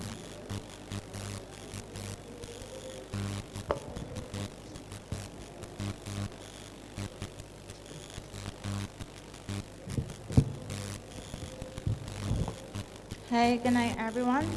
As I said, my name is Kelsey Marshall, and I am the managing director of a nonprofit organization called Flying Fish Friends. The main initiative of the project is to start oceanic fish breeding in Barbados because of the declining numbers of the flying fish. This is an organization that I registered since last year, and I have been trying to get traction and publicity for the organization very unsuccessfully, I should say. But I'm here tonight to share my ideas and stuff like that. So if there's anyone that has any questions, my idea is one, social and economic, because it will be an oceanic fish farm to control the numbers of the flying fish, maintenance of the fish farm, fish care, stuff like that. That's my idea. In terms of You could give us, so your idea, I'm understanding you're speaking about aquaculture and mariculture Yes. to a certain extent. So you said that this is an organization that you would have formed and so on. If you could just give us a bit of insight into what, like, for example, led you to this point, or what you could see going forward in terms of, say you did get the attention that you're looking for. What's the next step that you're looking okay, for? well, if I had gotten the attention that I thought, next month, November the 21st, which is actually a Friday, is International Fish Day. So I wanted to hold a gala to raise awareness for the same situation and raise money for the initial fish farm, because I also got someone to already do out the plan and stuff like that for me. So Kelsey, where is your work done currently? Who do you engage with? Or do you have a group working with you? Yeah, so there are 4 trustees. 2 of the trustees are fishermen. Right. So So you want to raise awareness around fish farming and what's not? yes, please. Okay. So that's an interesting idea, and Roy has a point to make. Not a point to make, a question. All right, talk a little bit more about it. A fish farm, where do you foresee this taking place? How many fish are you looking to raise within it? Is it commercial quantities? Do you have an idea of how much money you need to get the project going? What kind of jobs it would entail? Just talk about it. Okay. So as I mentioned just now, it would, in the economic and the social part of it, which would be a benefit to Barbadians, would be the fish farm maintenance, the fish farm building, stuff like that. It takes about 18 months for a flying fish to reach to full maturity. So it wouldn't take long. I also wanted to expand from flying fish to shrimp and lobsters to sell to the local markets, to sell to the hotels and stuff like that. Because my idea was if you initiate the shrimp farming along with the flying fish farming, that will help with the, I don't want to say climate change, but with keeping the waters clean, because you know shrimps are scavengers. So Kelsey, Minister Ford here is here to respond to you as well. But we'd like for you to write down your idea, write down your points, write down your project, and we can have a conversation. But Minister Ford is here. You tell me your name is Kelsey? Kelsey. Kelsey. Pleasant good night to you. It will have to be the best kept secret, because It has to be. I am the Minister responsible for fisheries. And I have not, called After calling names, the people that I've called the fishery divisions, I've spoke to people there, I've spoke to agriculture. I've been doing this since last November. Yeah. So let me apologize. Let me apologize for keeping that secret a secret. But the reality is that I don't know if you did any fish studies in terms of species studies on the flying fish. Because one of the things you have to look at when you're starting an aquaculture business is the species that can be controlled in an environment that is not totally natural. And flying fish, up to 2025, with all the studies we have done, there has never been a successful aquaculture farm for flying fish. Sorry, the plan that I had drawn out, because the flying fish do fly, the net would have gone down, but the net would have also come up to contain them when they were mature enough to fly. But not only the flying, but they're talking about their pelagic behavior in the open ocean, how the phytoplankton they feed on, those things that we found in a natural environment, and then the disease and species that you have to look at in a controlled environment. So it requires a lot of work, it requires a lot of study, but we have not been successful in rearing flying fish or dolphin, because dolphin, the same issue with disease and stuff. So it'd be good for us to have the conversation so we can... trying to reach out to different Chinese ambassadors and stuff like that, because when I was doing my research, I realized that they had some of the largest and most successful fish farms. So in trying to reach out to the Chinese ambassadors here in Barbados, I find it highly unsuccessful also. But I just say the name flying fish itself will tell you why it's difficult to educate their flight. So that was a problem that they had initially. But I think that what we can do is have the conversation with the experts who will be able to guide you, because aquaculture And is the something... other trustees that, And the other trustees, because aquaculture is something that we need in order to help with our fish management, because we know very well that the fish stock is depleting across the globe based on climate change and all the other idiosyncrasies. So it'd be good for you to have the conversation.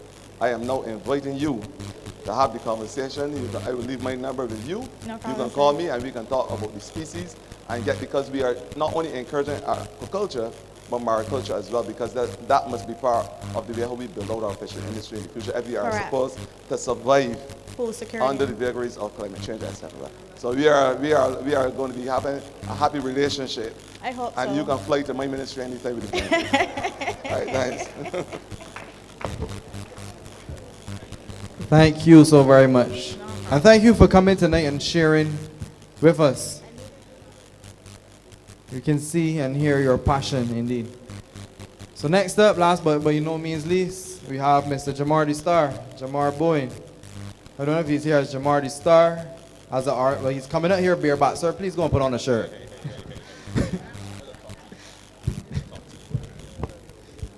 Good night to everyone. First, let me begin by saying that I do find that the government is doing a commendable job. It's not an easy time to be in government. And I'm not a person that will speak at these forums, but I decided and I told the PM that whenever it's time for Christchurch, that the government has given the opportunity to the people of the country to be heard, and I'm a citizen and I'm going to be heard. First thing first, don't ever diss Arsenal. And you can also tell Senior Minister Simmons that when the election comes around, wear an Arsenal shirt and not a Man U shirt. But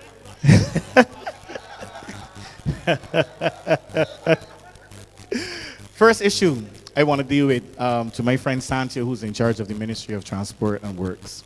I find that that ministry, Santia, needs... Okay. Apologies for breaking in. Sure. The driver of XB230, X-ray Bravo 230, if you are in here, your vehicle is blocking someone else our driveway, please. XB230, move your car.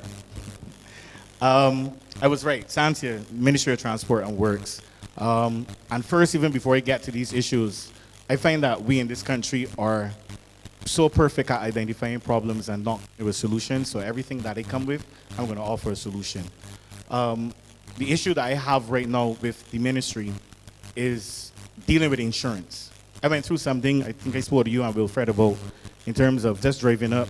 I was actually leaving Saul Worthing, going up Round the View. Vehicle came out of Massey Worthing, hit the left side of my vehicle onto another side, left the scene of the accident, went to the police. Police say about the registration number you give and the vehicle, which was a Nissan Tita, is coming up as a Suzuki APU van.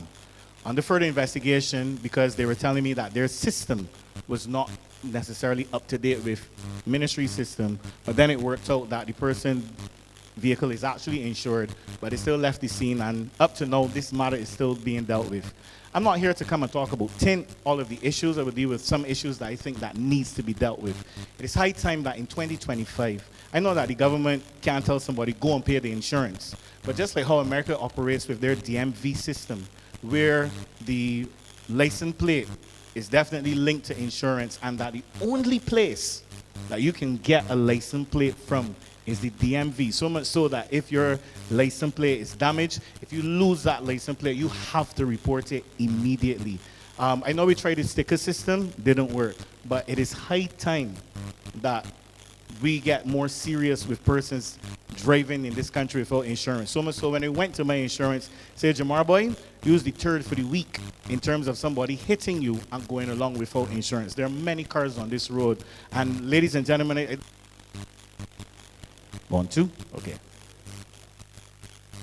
I don't know if you ever experienced this before. It is not an easy thing to go through. For 6 weeks, I had out $3,000. Somebody actually just gave me a car to drive till I could get the check and everything dealt with. But it is not fair to law-abiding citizens who are struggling. And I know a lot of people, and they always encourage them to go pay something on the insurance. The funny thing is, I got in 2 accidents that weekend. One the Saturday, one the Sunday. That one happened the Sunday. The Friday I paid the insurance here. So I'm just saying to MTW that my thing is that I heard something a couple of weeks ago about these 10 or different places that you could still go and get a license plate from. I don't feel that should be happening. And if this government, like the Prime Minister say that they want money, that's a good way to make money. But you getting a special Barbados license plate where it is definitely linked, because you know that when you are stopped in the States, the police checking everything. We need to do better than that. That's number one. Number two, from the time I was a little boy and coming up and loving politics, I find we as a nation have been making sport at sport. Came up here at this great school with Chad, watching Wayland Louis run, knowing about Janelle Innes, persons that where their background was not the strongest background. They didn't have a mummy that could come and go to Dr. Best with a physiotherapy and so on. Being involved in athletics and obviously assisting and then getting into the administrative side, I've found that the egos, the egotistic behavior sometimes of us as a people is ridiculous. And we have had world-class talent, Shade being the last person. We need to come together as one and put a greater effort in sport. What is my solution to the minister and to Chad, because it's going to be a link between sport and education. This talk has been going around for a while, having a school of excellence, not just for athletics, having it for football and cricket. A school of excellence is needed in Barbados. The model is a bit more serious in countries like Russia and Cuba, who take the people's children and you don't really get back your child, you know, they take care of your child. We don't need to be a communist country, but we need to make sure that I'm not saying that things are not put in place for young people. And I think, as I said, the first thing I said is that the government is doing a commendable job. But the truth and the reality is ministers, people in government, people fed up here. And people know that there's not really another alternative. But as a street man, when I say a street man, you talk to people on the street, you understand what's going on. We need to do better as a country and you guys as a government. But I'm saying to you, though, I believe, though, that a school of excellence, where you bring a certain syllabus, where the students are geared to do sport, yes, and education, but that needs to be put in place where, and you drive around, you all travel, when you even on the 245 train in New York and you come out and you look down, you just seeing track, you're seeing this, you're seeing that, you're seeing facilities. And you know it's not that you're going to have every school is going to have a track, but at least if we had one school that had everything for these students, it would be a great thing. You don't expect it to happen in a near future, but let me think about it and put that forward. Next thing, management of institutions. You guys were young students just like me, and we coming up. There's no accountability for us. I do not know if there is, but for me, it doesn't seem as there's accountability for the management of government buildings. None at all. In 2018, Santi was the Minister of Education. Santi gave me a call Jamar, what really going on at the school? I was like, son, I don't really feel like talking, but I could talk because of the relationship. Because I, along with the principal, was the only person that did not take action. They took action because of birds and stuff coming into the roof. And when they asked the union rep, where's the paper trail? Because in government it's paper trail. Where's the paper trail? Where's the information that you would have sent off to the ministry? Oh, don't worry about that. And I'm like, so you want me to take action and I can't see any idiot? So I stayed at school and I explained to Santi what was going on. I sit in the classroom, Santi, and the birds still coming right down too, because that's what I'm saying, that work being done like it is not checked at all. And sometimes we get shoddy work. As I said, I'm not a person of controversy. You hear people talking about, this person give this friend work and this minister give friend work. That's not me. Whoever get the work at the end of the day should do the job that is required.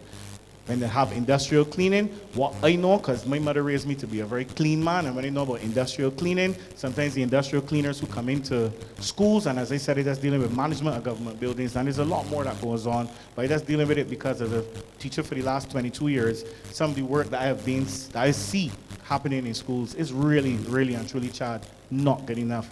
And I always wonder, and it was a very interesting situation when the chief education officer said that she spoke to the head of the whoever does deal with the maintaining the schools, and they assured her that everything was okay. I mean, the chief is not a technical person, so she could only go by that word. But I was disappointed, Chad. I was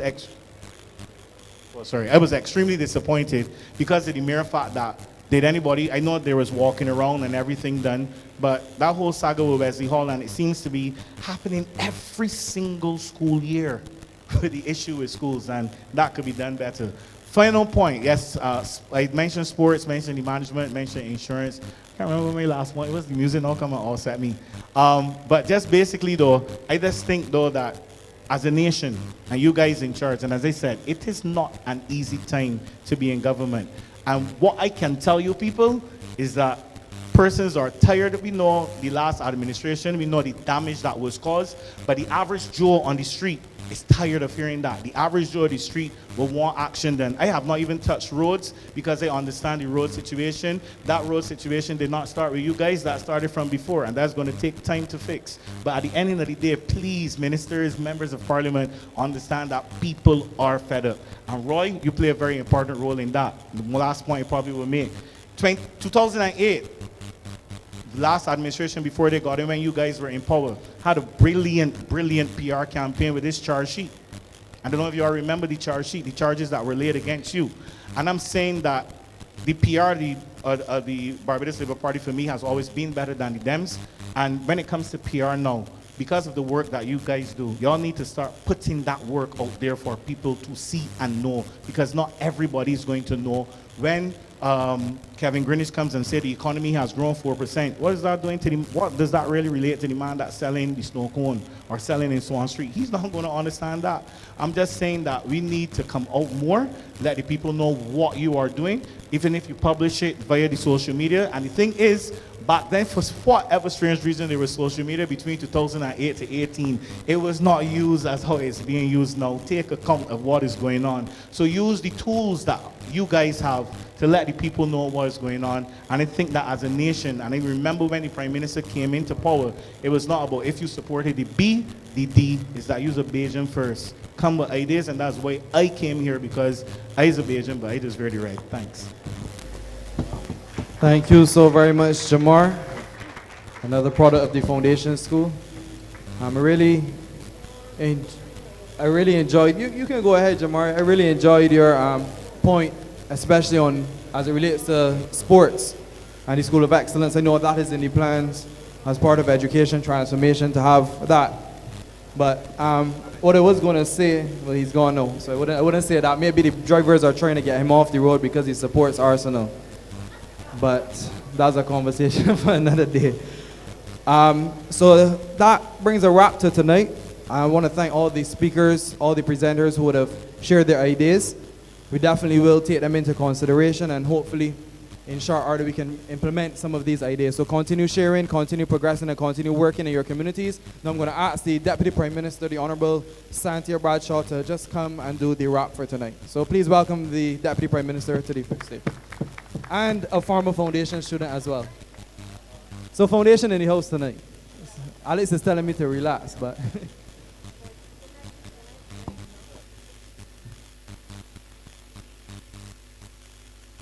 All right, pleasant good night to all of you. Welcome to the College on the Hill. I gather that there are quite a number of foundation students in the hall. Can I hear you? Yes, there you go. So I'm going to start with perhaps where we left off. I want to thank Jamar the Star for his contribution. I know it's not easy in these forums for people to speak their mind and to even take the microphone and express how they feel. But every time that we do these events, I feel as though we're getting a little closer to Barbadians being able to really truly say what they feel about how we are performing as a government. And I can tell you that whether it is Ideas Forum, whether it has been any of the other forums that we have done, the truth is that, you know, our backs are very broad. We have taken on board a lot of what people have said. And I think we are no longer even thin-skinned, but in truth and in fact, a lot of what people say here, we go away and we talk about it and we try to figure out how we can improve on those things. So when I heard Kelsey, I felt very positive that here's another young lady who is saying to us, I have big, bright ideas of what I want to do, and I want to thank you, Kelsey, for sharing your idea just now. But what it tells me as well is that sometimes we have to figure out how to connect the dots, because I know that there's not just one young lady out there like you who has an idea but doesn't know how to get in touch with the minister, or that somebody didn't answer the phone to be able to allow you to take your idea to action. And if anything that we are guilty of as a society from the top down is being able to make sure that we connect those dots better for our young people and for people generally who have ideas.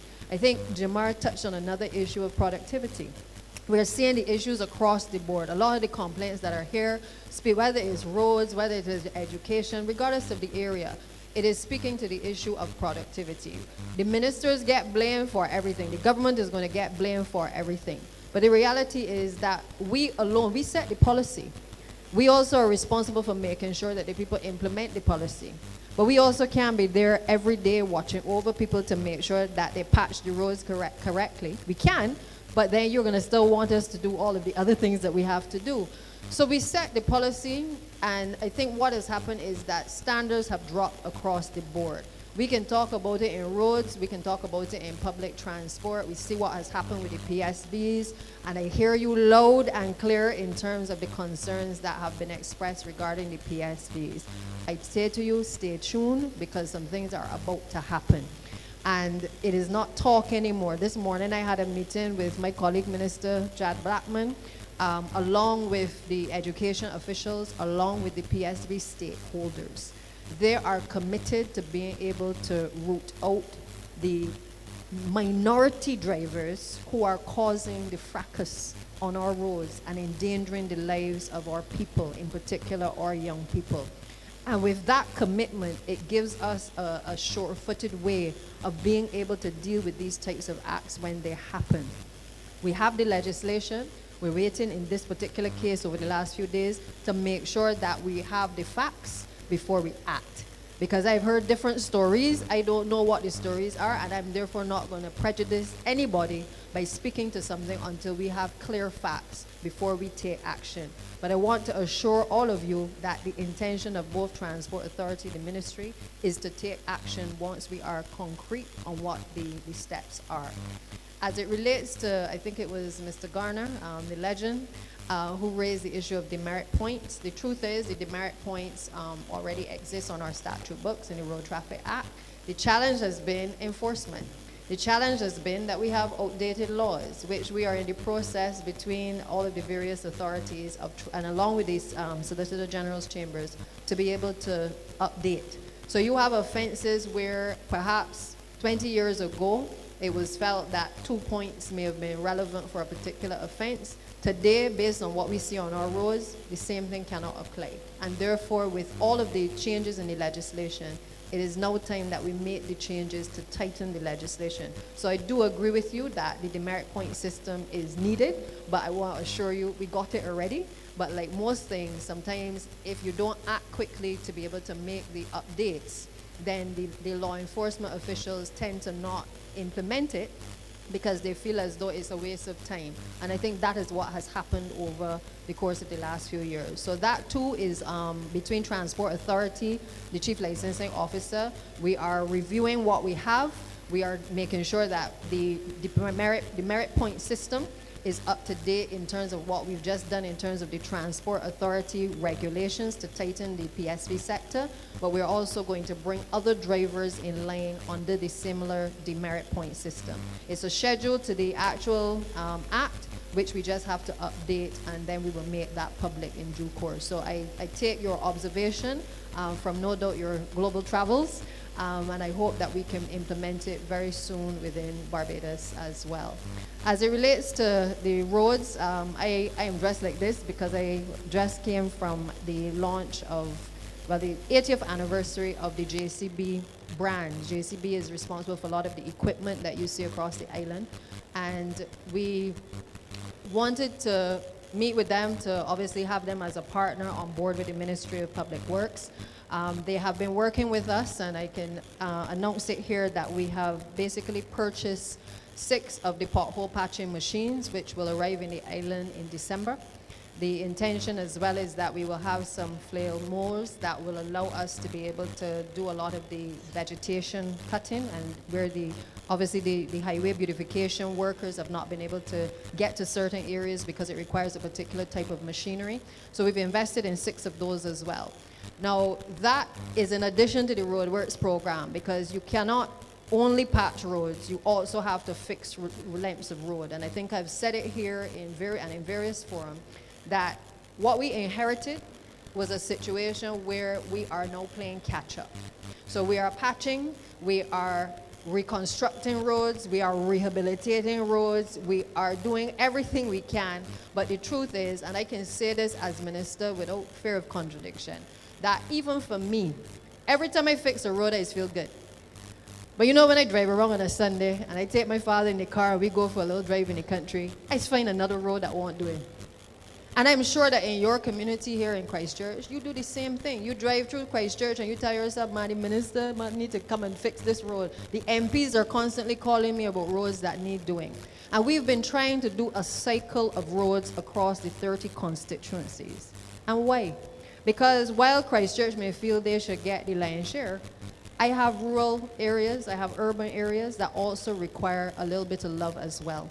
And we have tried from a policy standpoint to apportion the roadwork improvements in everybody's community across the 30 constituencies. So my colleagues will tell you they have another batch of roads recommended. The ministry will tell you they've recommended another set of roads. We pull the roads from off of the calling programs, we pull the roads off of social media, we pull the roads from Duxman when he put them up and he posts that we ain't got a road that has been completed.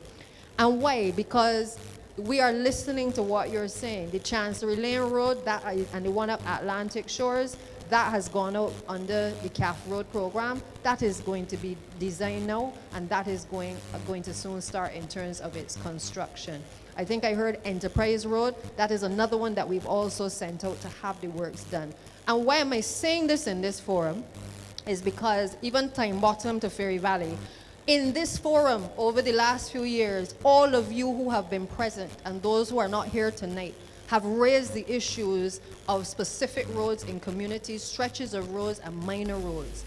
And we have gone back to the ministry and systematically tried to address them in various programs. So you will see some patching being done. You're going to see the Mill and Pave program being done. You're going to see CAF roads being done. And if you live in the Scotland district, you're going to see about 18 roads dig up across the Scotland district. Roadworks are happening.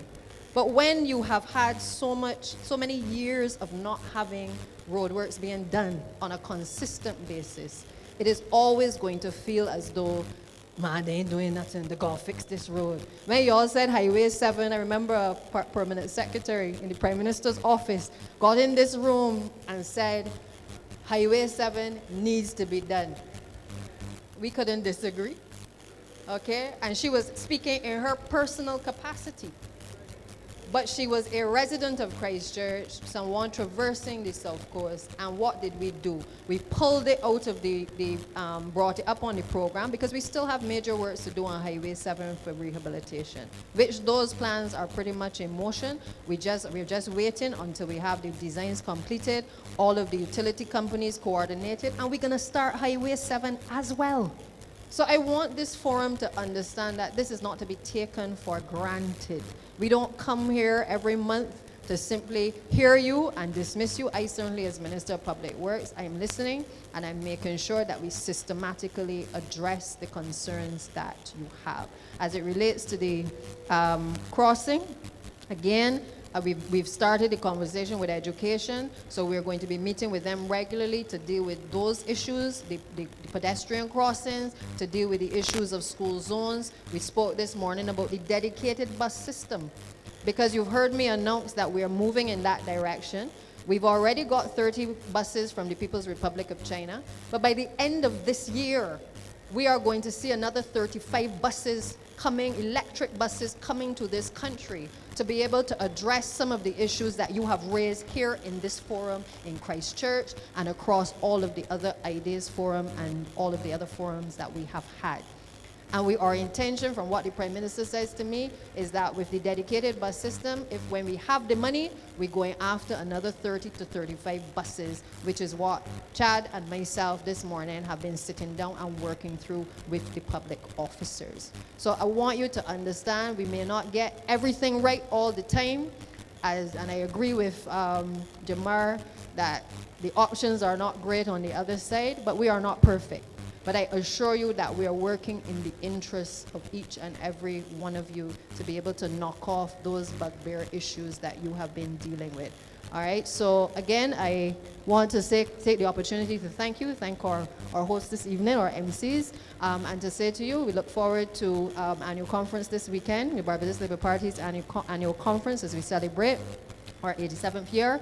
And we also look forward to the next Ideas Forum, which will be hosted in St. Michael in November, along with our regathering activities for St. Michael as well. So thank you, God bless, and get home safely. Thank you all. Good night. Remember, there's an open invitation for you to go over to the playing field next door and be part of the celebrations. MPs in particular and other senior people who are here, there's a tent specially reserved for you, where you will be fed.